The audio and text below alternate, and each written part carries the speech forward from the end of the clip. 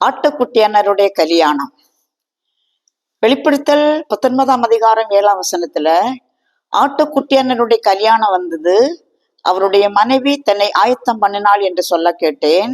சுத்தமும் பிரகாசமுமான மெல்லிய வஸ்திரம் தரித்து கொள்ளும்படி அவளுக்கு அளிக்கப்பட்டது.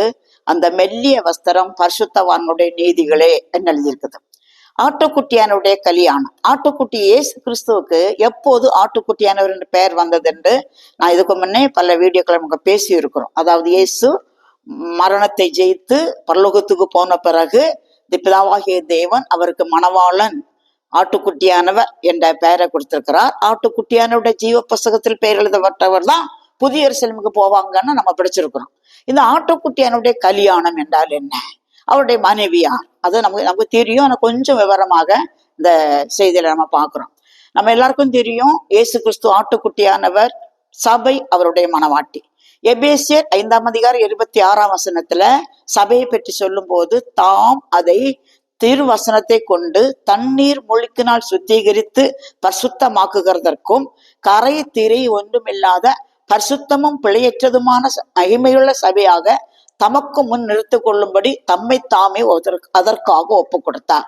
இயேசு கிறிஸ்து சிலுவையில் அறையப்பட்டு ஜீவனை கொடுத்ததே மணவாட்டியாகிய சபைக்கு தான்.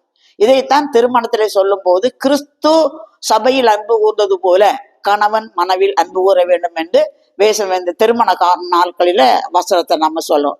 அப்போ ஒரு திருமணம் என்றால் 2 குடும்பம் வேணும்.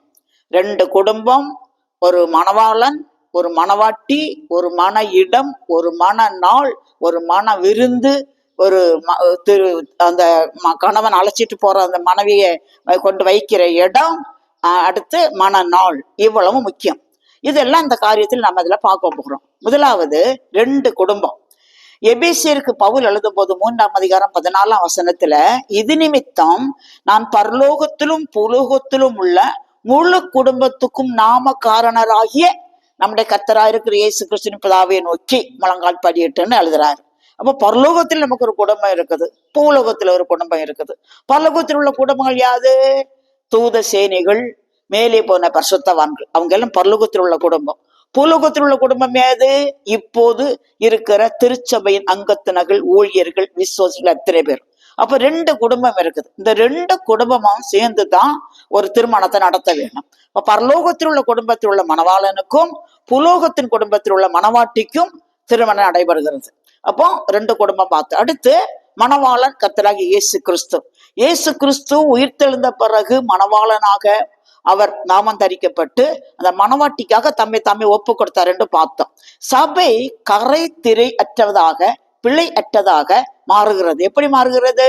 ஞானஸ்நானம் பெற்று ரட்சிக்கப்பட்டு, ஞானஸ்நானம் பெற்று, பரிசுத்தாவின் அபிஷேகத்தை பெற்று, வேறு பிரிக்கப்பட்ட ஜீவன் செய்து, பரிசுத்தவான்களோடு அப்பம் விட்டு, உபவாசத்திலும் ஜபத்திலும் அந்யோன்யத்திலும் தரித்திருக்கும் போது சபை பூரணமாக வளர்கிறது. இப்ப நான் சொன்னதுதான் அப்போஸ்தலருடைய உபதேசம் சொல்லுவாங்க. இதைத்தான் பேதுரு சபை உருவான 2ஆம் நாளிலே அப்போஸ்தலர் 2ஆம் அதிகாரம் 38ஆம் வசனத்திலிருந்து 42ஆம் வசனம் வரையிலும் சொல்கிறார்.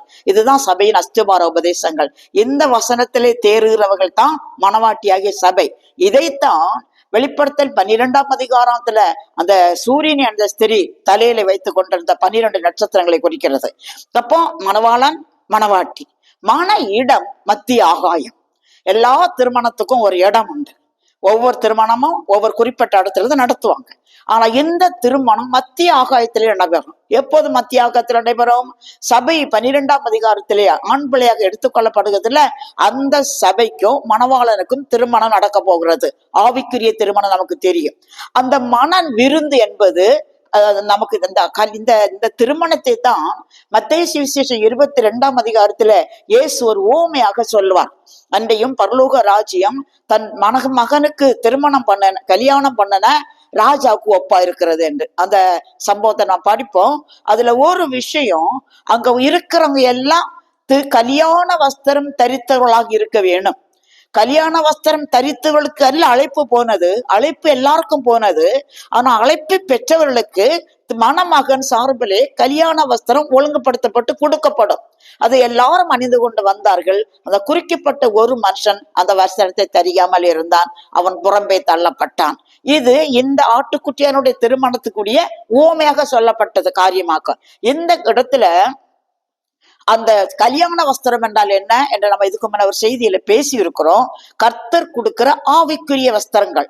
இந்த ஆவிக்குரிய வஸ்திரங்களை உடித்து கொண்டுதான் மணவாளனாகிய இயேசுக்கு திருமணத்திற்கு போக வேணும். அடுத்து அந்த திருமண வைபவத்துக்கு அழைக்கப்பட்டவர்கள் பாக்கியவான்கள் என்று எழுதுன்னு சொல்லியிருக்கிறது. வெளிப்படுத்தல் 19ஆம் அதிகாரத்துல 9ஆம் வசனத்திலிருந்து கீழே வரையிலே பார்க்கும்போது அந்த ஆட்டுக்குட்டியானுடைய திருமணம் நடைபெறுகிறது. அந்த விருந்துக்கு அழைக்கப்பட்டவர்கள் பாக்கியவான்கள். அந்த அழைப்பு எல்லாருக்கும் வருகிறது. அதுல தெரிந்து கொள்ளப்பட்டவர்கள் தான் இந்த விருந்துக்கு வருகிறார்கள்.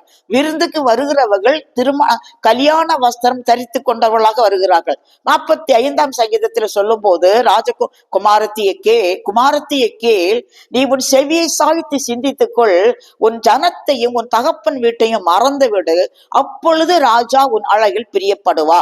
இது திருச்சபையானது கர்த்தரிடத்தில் வரும்போது ஒரு விசுவாசி கர்த்தரிடத்தில் வரும்போது பழைய உறவுகள் பழைய பழக்கங்கள் எல்லாத்தையும் விட்டு வேதம் சொல்லுகிற சத்தியத்தின்படி நடந்து மணவாளனாகிய இயேசுடைய பிரியத்தை சம்பாதிக்க வேண்டும் என்று சொல்லுகிறது.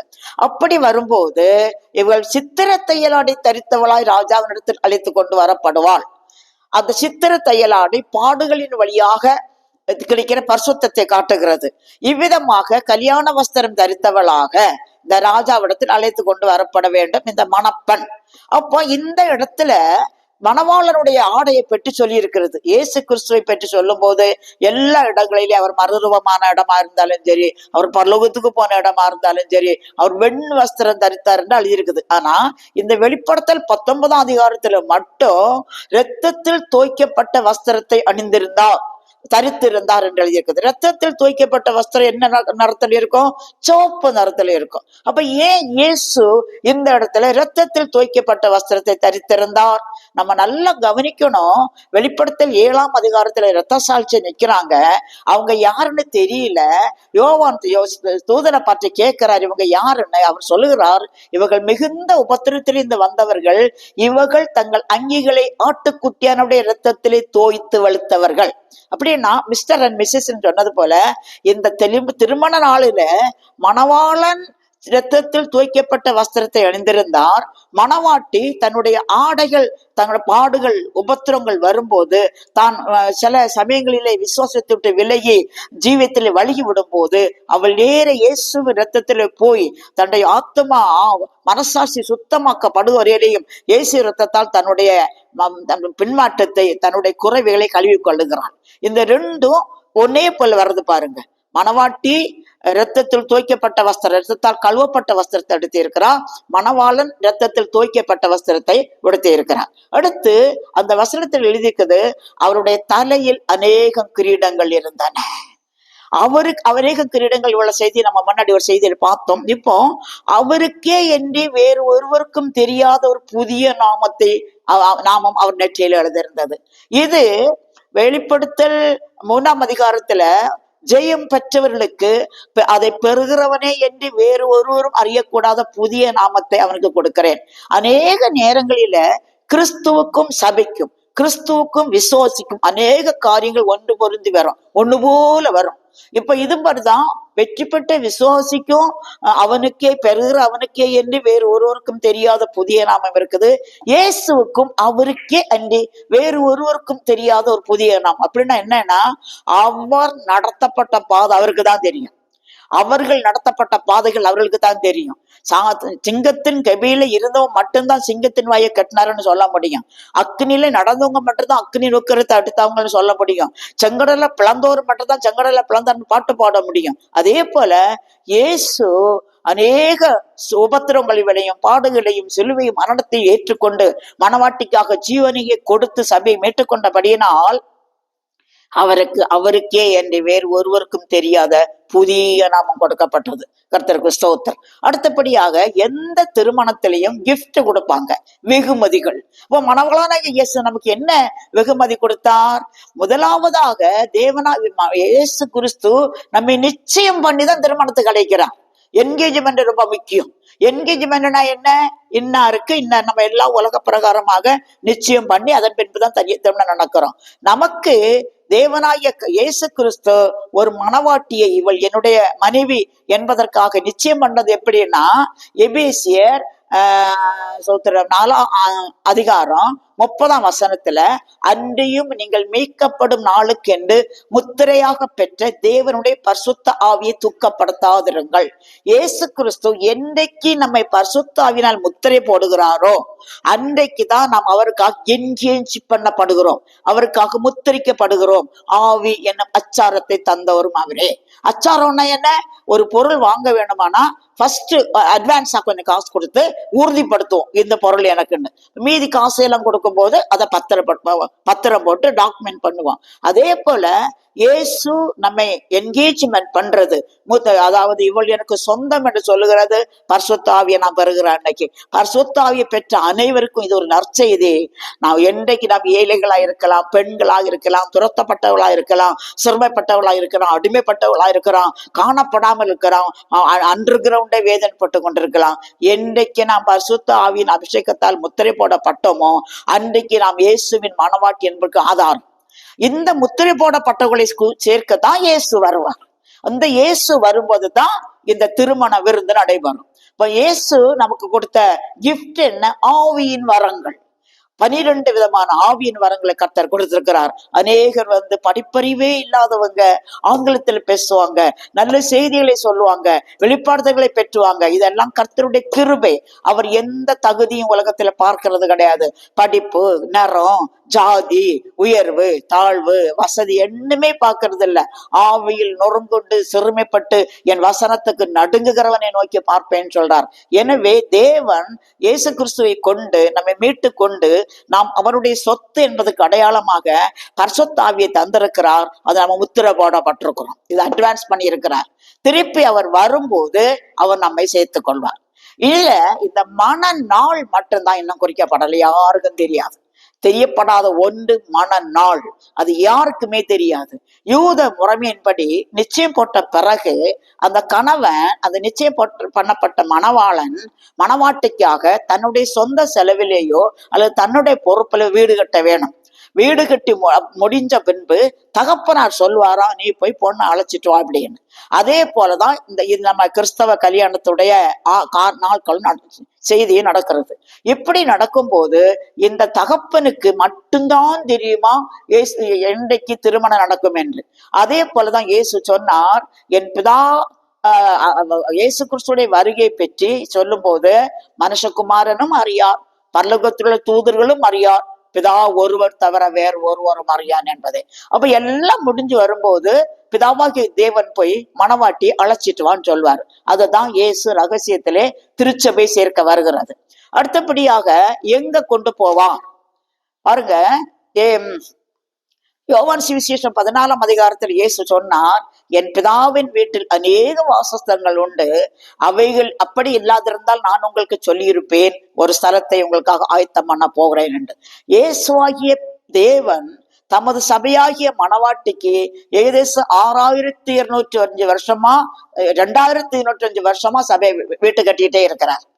முழு உலகத்தையும் 6 நாளிலே படைத்த தேவன் கிபி 2025 வருஷமாக மணவாட்டிக்கு அவரின் வீடு கட்டி முடிக்கல. இந்த வீட்டை தான் புதிய எருசலேமாக வெளிப்படுத்தல் 21ஆம் அதிகாரம் வர்ணிக்கிறது. இப்போ நம்ம ஒரு பொண்ணை கட்டி கொடுக்கணும்னா அந்த மாப்பிள்ளையுடைய வீடு எப்படி இருக்கும் என்னெல்லாம் விசாரிச்சுதான் ஒரு பொண்ணை கொடுப்பாங்க. ஆனா நாம் ஒரு பிளைண்டாக தேவனை நேசிக்கிறோம். இந்த வேதத்தை விசுவாசித்து நமக்கு எல்லாருக்கும் தெரியும், புதிய எருசலேம் என்ற ஒரு பட்டணத்தை தேவனாகிய கர்த்தர் நமக்காக ஆயத்தம் பண்ணி கொண்டு இருக்கிறார். இந்த புதிய எருசலேமாக மணவாட்ட இடத்துலதான், அதுதான் பெஸ்ட் இடம். நித்தியத்திலே புதிய வானம், புதிய பூமி, புதிய எருசலேம் என்று பல இடங்கள் இருக்குதுல்ல. அந்த சீயோன் ஆராதிக்கிற இடம். இந்த 3 இடத்துலயும் புதிய எருசலேம் தான் தி பெஸ்ட். அங்கதான் மணவாட்டிய கர்த்தர் கொண்டு போய் வைக்க போறான். இந்த விருந்து 7 நாள் ஆகாயத்திலே நடக்கும். ஆகாயம் இதிலே 7 நாள். அந்த 7 நாளும் தான் இந்த உலகத்துல உபத்தலோ காலம் நடக்குது. அப்போ ஆட்டுக்குட்டியானுடைய திருமணம் என்று சொல்லும் போது இந்த எல்லா குணாதிசயங்களும் நிறைந்து நமக்காக இயேசு கிறிஸ்து மத்தியாகத்தில் வர காத்து கொண்டிருக்கிறார். இன்றைக்கு ஏராளமான ஊழியர்கள், விசுவாசிகள் பெருமூச்சோடும் தவிப்போடும் இந்த உலகத்தை வெறுத்து என்றைக்குதான் அந்த நாள் வருமோ என்று காத்து கொண்டிருக்கிறோம். ஆனா உண்மையான சத்தியத்தை அறிந்தவர்களுக்கு அது ஒரு பெரிய பாக்கியம். ஆனா அந்த உலகத்திலுள்ள மேன்மையை பார்க்கிறவங்களுக்கு அதை அப்படி உதறி தள்ளி விடுவாங்க. ஆனப்படினாலதான் மணவாளனுடைய வருகைக்கு இந்த உலகத்தில் உள்ள எல்லா காரியத்தை விட்டு மறந்து அவரோடு கூட வாழ வேண்டும் என்று காத்து கொண்டிருக்கிறவர்களுக்காக இயேசு கிறிஸ்து சீக்கிரமா வரப்போகிறான். அந்த மன விருந்துக்கு நாம் எல்லாரும் அவருக்காக நியமிக்கப்பட்டவர்கள், அவருக்காக காத்து கொண்டிருக்கிறோம். அந்த விருந்துக்காக ஆயத்தமாவோம். கர்த்தர் நம்மை காப்பாராக.